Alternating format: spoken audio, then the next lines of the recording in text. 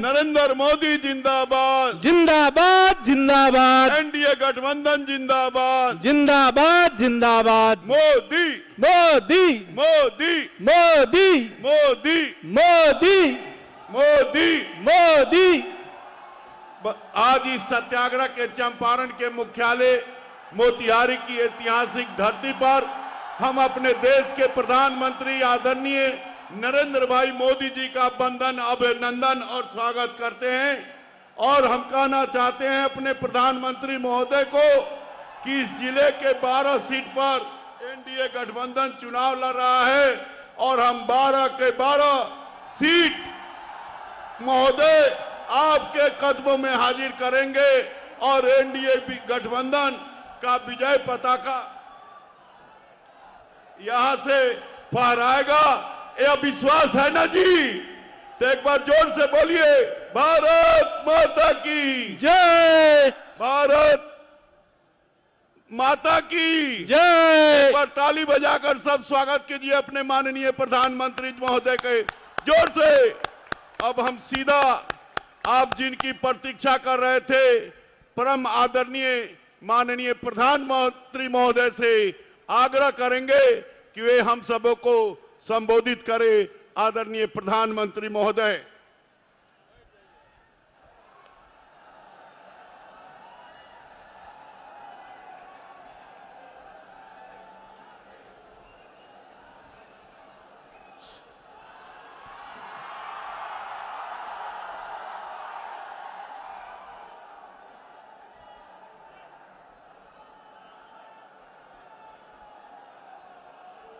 भारत माता की, भारत माता की, भारत माता की।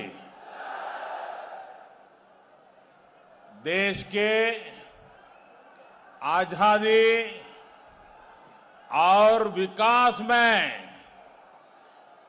बहुत बड़े योगदान के धरती चंपारण मोतिहारी में राउर सभी भाई बहन के प्रणाम, अभिनंदन।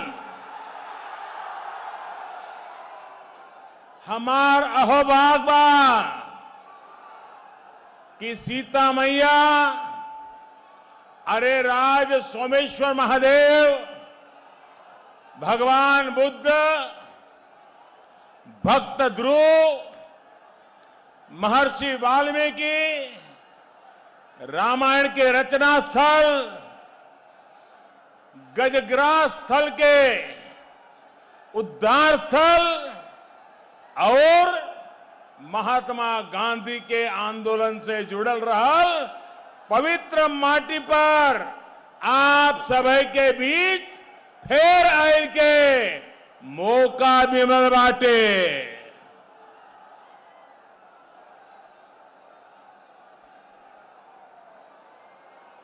हम पार्टी के अध्यक्ष और बिहार के पूर्व मुख्यमंत्री श्री जीतन राम मांझी जी, भाजपा के वरिष्ठ नेता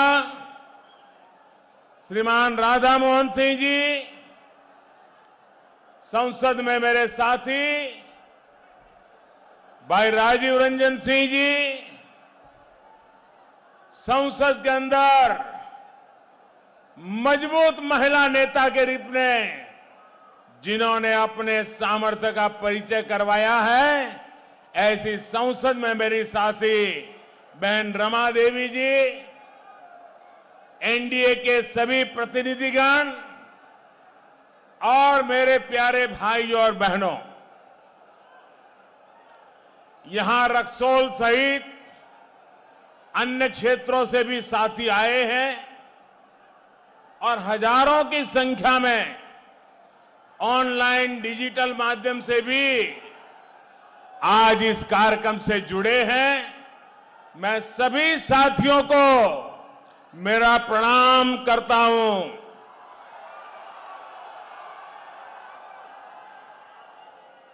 भाइयों और बहनों, चंपारण में, मोतिहारी में आना तो बहुत बार हुआ है, लेकिन अयोध्या में भव्य राम मंदिर का निर्माण शुरू होने के बाद आज पहली बार आपके बीच आया हूं। सदियों के लंबे इंतजार के बाद, तप और तपस्या के लंबे दौर के बाद जो ये अवसर आया है, उसके लिए रामायण की रचना स्थली से जुड़े आप सभी साथियों को मैं बधाई देता हूं। प्रभु राम ने एक राजा के रूप में जिन आदर्शों को हमारे सामने रखा है, आज उसी दिशा में काम करने का पूरी निष्ठापूर्वक प्रयास चल रहा है। भाइयों और बहनों, एनडीए सरकार को जब से आपने अवसर दिया है, गांव, गरीब, महिलाओं, नौजवानों का सशक्तिकरण और सम्मान हमने हमेशा सर्वोपरि रखा है। नीतीश जी की अगुवाई में बीते सालों में एनडीए ने बिहार में इसके लिए सार्थक कदम उठाए हैं। स्थिति चाहे कोरोना काल से पहले की हो या फिर आत्मनिर्भर भारत बनाने का अभियान, सभी पर तेजी से काम किया जा रहा है। भाइयों और बहनों, जब कोरोना का संकट देश में आया तो सबसे पहले गांव, गरीब और किसान के बारे में ही हमने प्राथमिकता देकर के कदम उठाए। ये कोरोना का संक्रमण गांव तक ना फैले, इसके लिए सही समय पर लॉकडाउन किया गया। गरीब परिवारों को भूखा ना सोना पड़े, इसके लिए दिवाली और छठ पूजा तक मुफ्त राशन की व्यवस्था की गई। गांव में फसल की कटाई और बुआई चलती रहे, इसके लिए भी हर जरूरी कदम उठाए गए। भाइयों और बहनों, कटाई और खरीद के साथ साथ लॉकडाउन के दौरान बुआई के लिए भी किसानों को हर जरूरी सुविधाएं उपलब्ध कराई गई। बिहार में भी आपने अनुभव किया होगा कि मुश्किलों के बावजूद बीज और खाद की उपलब्धता कभी भी कमी नहीं होने दी गई। सारी व्यवस्थाएं पर्याप्त रखी गई। लॉकडाउन के दौरान बिहार के किसानों के खाते में पीएम किसान सम्मान निधि के जो सैकड़ों करोड़ रुपए पहुंचे, उससे भी उनको बहुत लाभ हुआ। साथियों, बिहार के जो श्रमिक परिवार दूसरे राज्यों से लौटे हैं, उनके राशन से लेकर के रोजगार के लिए इस दौरान गरीब कल्याण रोजगार अभियान चलाया गया है। इसके तहत एक गांव में ही श्रमिक साथियों को रोजगार तो उपलब्ध कराया ही जा रहा है, जिनके पास राशन कार्ड नहीं है उनके लिए भी मुफ्त राशन की व्यवस्था की गई। अब पूरे देश के लिए एक ही राशन कार्ड बनाया जा रहा है, ताकि देश भर में कहीं भी हमारे श्रमिक साथी अपने हिस्से का राशन ले पाएं। साथियों, श्रमिक साथी जब गांव से शहरों की ओर जाते हैं तो गांव में अपने घर को लेकर उनके मन में आशंका रहती है, चिंता रहती है। पता नहीं वापिस जाएंगे तब घर हमारे पास होगा कि नहीं होगा। अब देश के अन्य राज्यों में एक बहुत बड़ी योजना शुरू की गई है, जिस योजना का नाम है स्वामित्व योजना।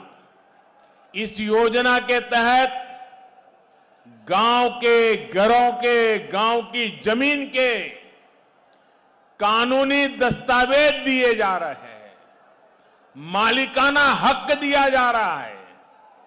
जैसे ही बिहार में नीतीश जी फिर मुख्यमंत्री बनेंगे, एनडीए की सरकार बनेगी, तो यहां भी चुनाव तो पूरा होने के बाद ये योजना तेज गति से आगे बढ़ाई जाएगी।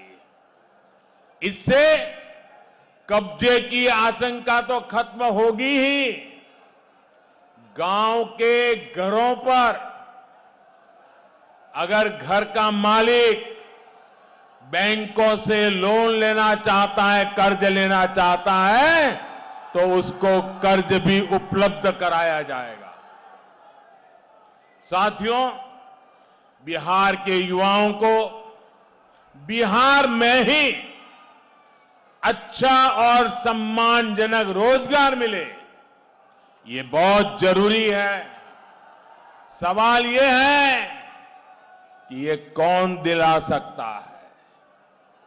वो लोग जिन्होंने बिहार को अंधेरे और अपराध की पहचान दी, वो लोग जिनके लिए रोजगार देना करोड़ों की कमाई का माध्यम है, या फिर नीतीश जी के नेतृत्व में एनडीए, जिसने बिहार को बीमारू राज्य की श्रेणी से बाहर निकालने का अद्भुत काम किया है।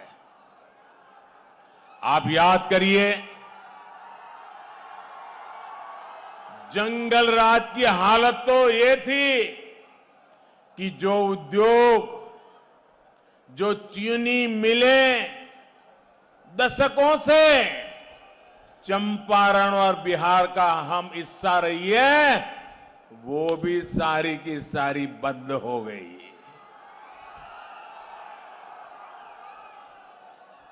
अब तो इस चुनाव में जंगल राज वालों के साथ नक्सलवाद के समर्थक, देश के टुकड़े टुकड़े करने की चाहत रखने वालों के समर्थक, वे भी बढ़ चढ़ करके बारात में जुड़ गए हैं।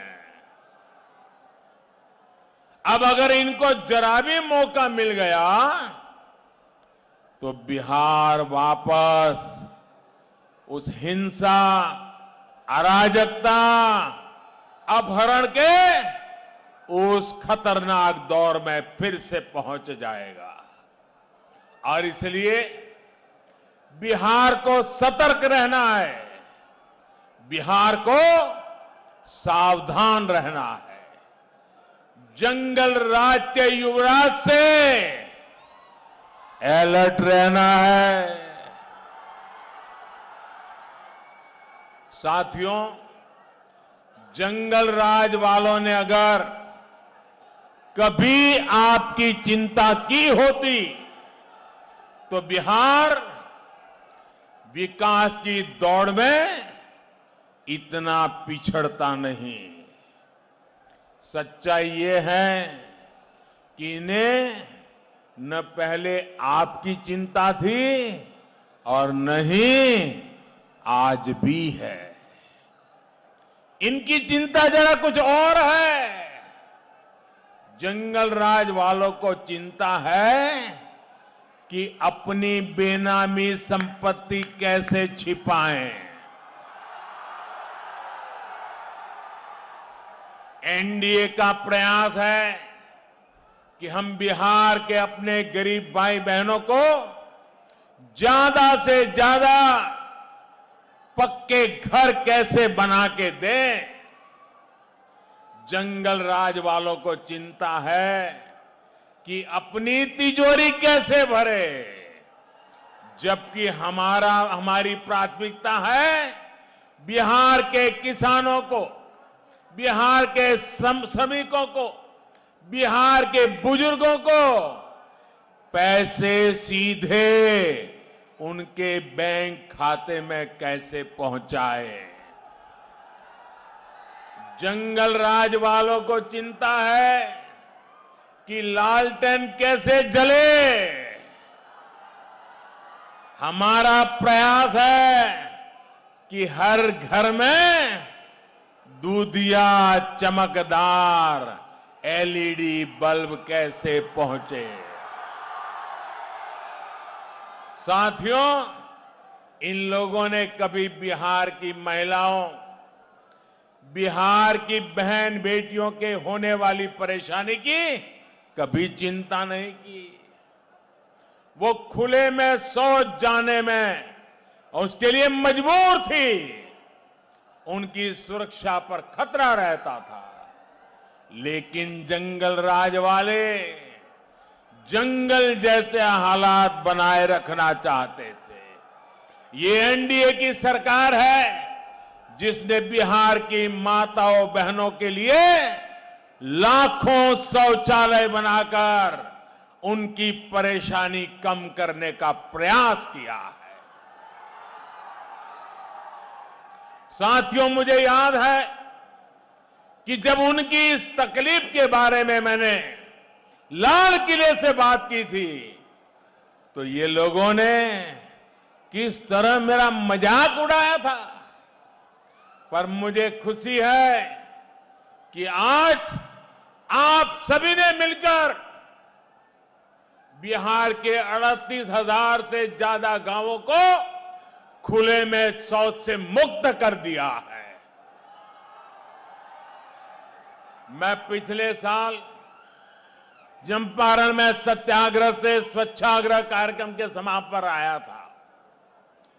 चंपारण सत्याग्रह के 100 साल पूरे होने पर स्वच्छता का ये प्रयास करके इस क्षेत्र के लोगों ने राष्ट्रपिता महात्मा गांधी को सच्ची श्रद्धांजलि दी है।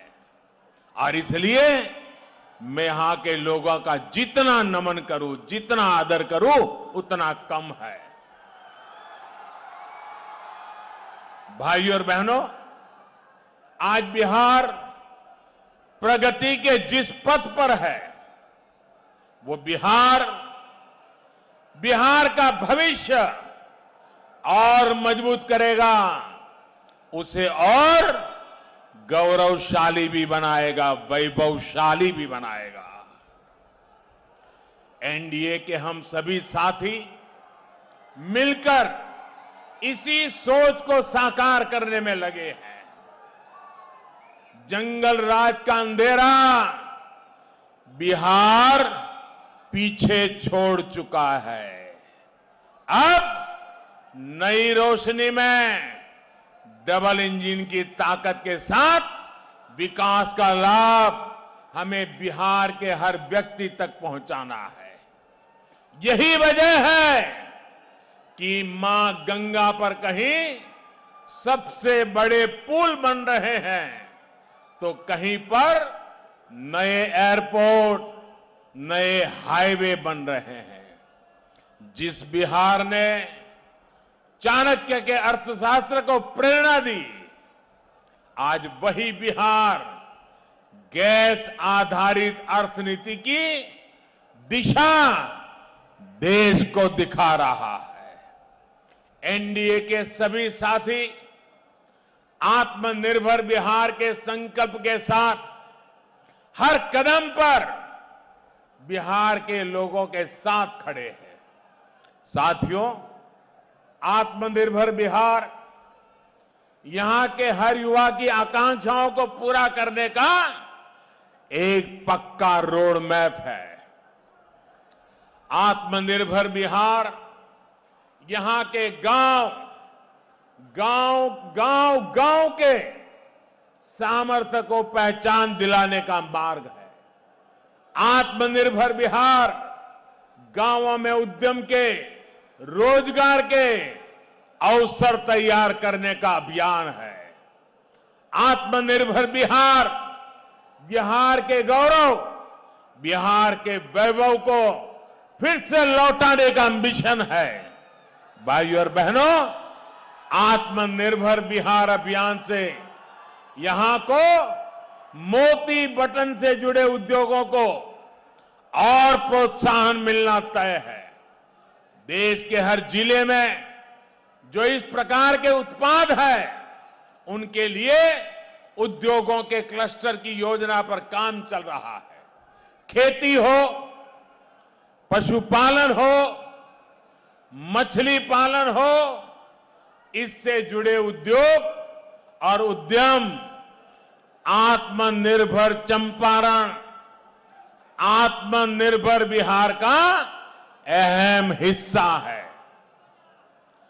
पूर्वी चंपारण में ही कृषि अनुसंधान केंद्र बन चुका है। यहां डेयरी प्लांट भी लग चुका है, जिससे पशुपालकों को लाभ होता है।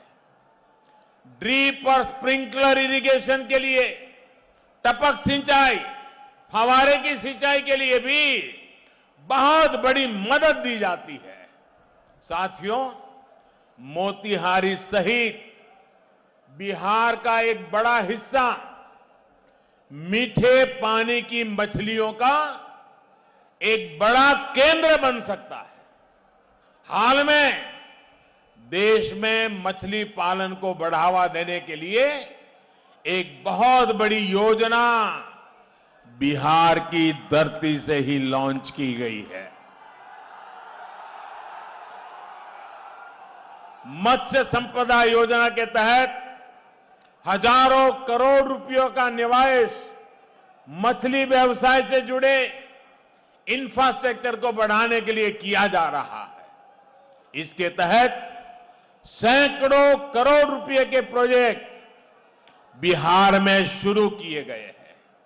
भाइयों और बहनों, बिहार के क्षेत्र में गन्ना भी देश की आत्मनिर्भरता का और बिहार के युवाओं के रोजगार का एक बड़ा माध्यम बन सकता है।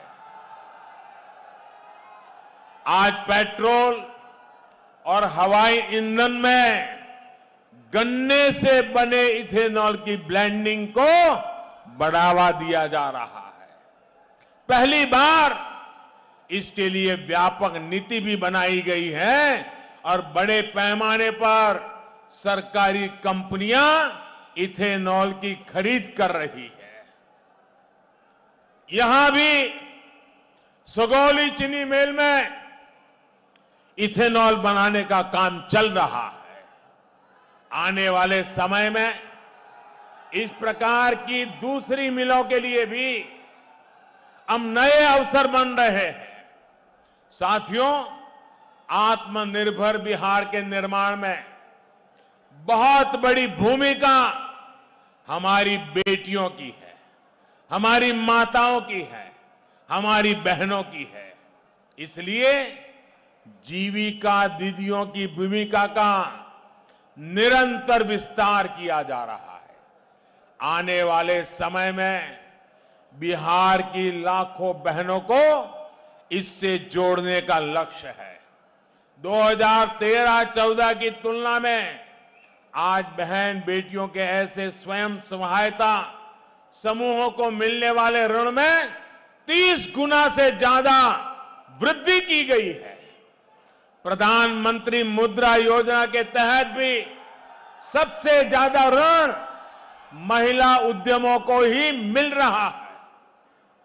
महिलाओं द्वारा संचालित उद्यमियों को, उनके उद्यमों को ज्यादा से ज्यादा बल मिल रहा है। बेटियों की पढ़ाई से लेकर कमाई के लिए बिहार में हो रहे प्रयासों के कारण ही एनडीए के साथ आज बिहार की हर मां, हर बेटी, हर बहन एक संकल्प के साथ जुड़ी हुई है। इन मातृशक्ति का आशीर्वाद आज एनडीए को विशेष रूप से ताकतवर बना रहा है। साथियों, बिहार को बीमार होने से बचाने के लिए, बिहार को आत्मनिर्भर बनाने के लिए हर एक परिवार का, हर एक मतदाता का एक एक वोट, हर वोट एनडीए यानी भाजपा, जेडीयू, हम पार्टी और वीआईपी पार्टी के उम्मीदवारों को ही पड़ना चाहिए। भाइयों बहनों, आज मेरी ये तीसरी सभा है और मैं आज तीसरी बार इस चुनाव के दरमियान आपके बीच में आया हूं।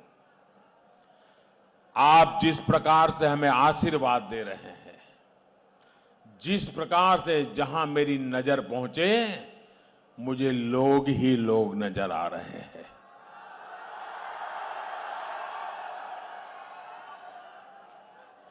ये दिल्ली में जो पॉलिटिकल पंडित बैठे हैं ना, थोड़ा सा नजारा देख ले, पता चल जाएगा 10 नवंबर को क्या होने वाला है। भाइयों बहनों, मैं आज प्रथम चरण के मतदान के बाद आज आया। प्रथम चरण के मतदान में सारे पॉलिटिकल पंडित उछल उछल करके कह रहे थे मतदान कम होगा, लोग वोट डालने आएंगे नहीं, अरे कोरोना के समय कौन निकलेगा। लेकिन इन पंडितों को मालूम नहीं है ये बिहार की धरती है, बिहार की धरती। पूरी मानव जात को, पूरी दुनिया को सबसे पहले लोकतंत्र का पाठ इसी मिट्टी ने पढ़ाया था जी। लोकतंत्र का महात्म्य क्या होता है, वो जितना बिहारी जानता है शायद और कोई नहीं जान सकता। और उसी का नतीजा है कि जी भर करके सारे रिकॉर्ड तोड़ के बिहार के लोगों ने सारी आशंकाओं को खत्म करते हुए पहले चरण में भारी मतदान किया। मैं सबको आदरपूर्वक नमन करता हूं। आपने लोकतंत्र को ताकत दी है, आपने लोकतंत्र का हौसला बुलंद किया है और बिहार ने देश को दिशा दिखाई है। और दूसरी बात, पहले चरण के मतदान के बाद कई लोगों के मुझे मैसेज मिले, सूचनाएं मिली, किसी ने फोन भी किया, कुछ पत्रकार मित्रों से भी चर्चा करने का मौका मिल गया, कुछ सर्वेक्षण वालों से बात करने का अवसर मिल गया, कुछ एग्जिट पोल की जरा करते हैं ऐसे लोगों से भी जरा पूछ लिया। मैंने कहा भाई बताओ तो ये सारे पंडित गलत हो रहे हैं, आगे क्या लग रहा है, मतदान तो अच्छा हो गया। तो सबने मुझे कहा साहब, बिहार की जनता ने पहले चरण के मतदान से एनडीए को दोबारा सरकार बनाने के आशीर्वाद दे दिए हैं। भाइयों बहनों, पहले चरण का यह उत्साह अगले चरण में उत्साह को बढ़ाने वाला बनना चाहिए। अब तो भाई मोदी जी का काम हो गया, चलो सो जाओ, नहीं, अब जरा और ज्यादा जोर लगाना है, एक एक पोलिंग बूथ में जोर लगाना है, माताओं बहनों की शक्ति को जोड़ना है और अभूतपूर्व विजय के साथ बिहार को नई ऊंचाइयों पर ले जाने का संकल्प लेकर के चलना है। भाइयों बहनों, हम लोगों का जीवन का एक बहुत बड़ा अच्छा अनुभव है। हम में से हर किसी को अनुभव है, हम में से हर किसी ने कभी न कभी उसमें से कुछ सीखा है। जरा मेरी बात को शांति से, गौर से सुनिए और फिर घर जाके जरूर सोचिए। जीवन में कभी कभार ऐसा हो जाता है कि जब सामने कोई खाने की चीज आ जाए, पहले कभी खाई न हो, दिखने में बहुत बढ़िया लगती हो, जरा पैकेजिंग भी बहुत बढ़िया किया हो, जरा नाम भी बहुत बढ़िया रख दिया हो, दिखने में भी बहुत बढ़िया लगती हो, और फिर मुंह में पानी छूट जाए और उसको खाएं। लेकिन अगर कुछ कारण से कुछ ही घंटों में पेट में गड़बड़ शुरू हो जाए, दस्त लग जाए,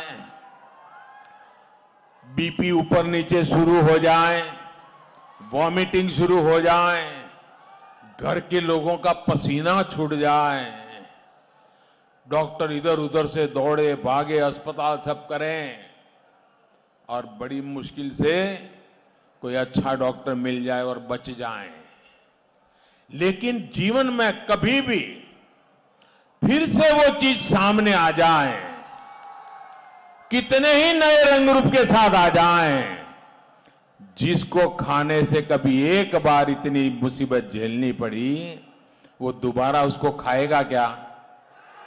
कभी भी खाएगा क्या? 10 साल के बाद आए तो खाएगा क्या? 15 साल के बाद भी आएगा तो खाएगा क्या? 40 साल के बाद भी आए तो खाएगा क्या? एक पीढ़ी दूसरी पीढ़ी की आइटम आ जाए तो भी कोई खाएगा क्या? पहले बड़ा फल हो फिर छोटा फल हो, खाएगा क्या? कोई नहीं खाएगा, क्योंकि उसको याद आएगा कि पहले जब खाया था तो मैं तो बड़ी मुश्किल से बचा था, दोबारा अगर चखने की भी कोशिश करूंगा तो मेरा बीमार होना तय है। कोई नहीं खाता है, कोई नहीं खाता है। भाइयों बहनों, क्या बिहार को फिर से बीमार होने देना है? बिहार को फिर से बीमार होने देना है? 15 साल पहले जिस कारणों से बिहार बर्बाद हुआ, बीमार हुआ, क्या दोबारा वो गलती हम कर सकते हैं क्या? नहीं करेंगे ना? पक्का नहीं करेंगे ना? वादा करते हैं? शाबाश, मेरे साथ बोलिए, भारत माता की, भारत माता की, भारत माता की। बहुत बहुत धन्यवाद। एक बोलिए, नरेंद्र मोदी जिंदाबाद, मोदी मोदी, भारत माता की, भारत माता की।